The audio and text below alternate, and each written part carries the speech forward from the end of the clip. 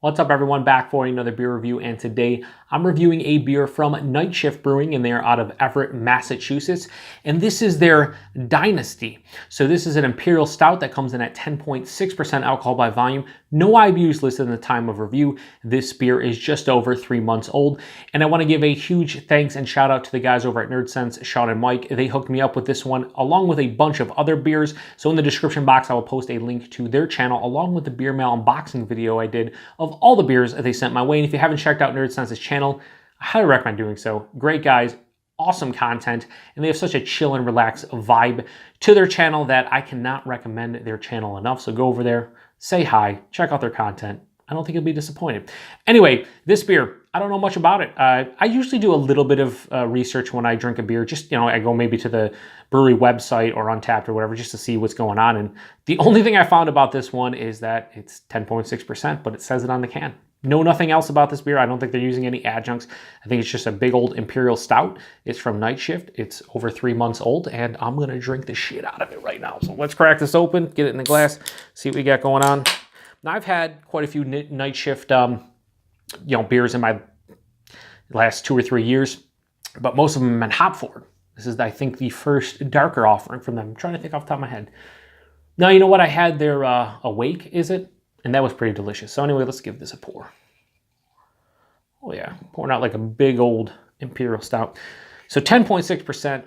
I'm hoping this is a big, chewy, thick, rich Imperial Stout. So I actually, when I was checking the website or whatever, they were kind of using a glass like this. This is like the signature Dogfish Head glass. So I was like, you know what? We're going to use the glass as well. So that pours out a pitch black, straight pitch black. Yes, actually, I thought there would be some like ruby red hints here, but not really. On camera, it's probably going to come off as pitch black. But a half finger of a straight up brown colored head, like a light brown. Kind of creamy looking. Plays the role. Let's get a nose on it. Ooh. Yeah, man. Tons of like deep, dark, rich chocolate. It's more of like a sweeter dark chocolate, but like maybe like, I don't know, approaching like 50% cacao bar. It has that. It's not full on sweet, but it's definitely rich and decadent. There's some roasted malt and coffee in here. Molasses, dark fruit. Yeah, definitely like big molasses vibes as I go back. Maybe a touch of vanilla. Plum? Dark fruits in here too. Yeah, date, raisin, plum, somewhere in that realm. Definitely a dark fruit vibe to it as well. Man, this is very complex on the nose. It just smells like it's going to be really rich and decadent, very complex, a sipping beer, so to speak. So let's get into it. Thanks, everybody, for checking out another review. Cheers. And thanks to Shaun and Mike for hooking me up with this one. Thanks, boys.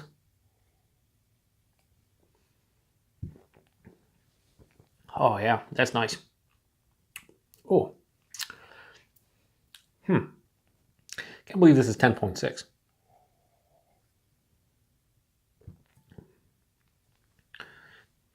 Yeah, the first thing up front, I said roasted malt. In the taste, it's a bit more cherry, a bit more ashy, but that dark chocolate characteristic definitely pulls through.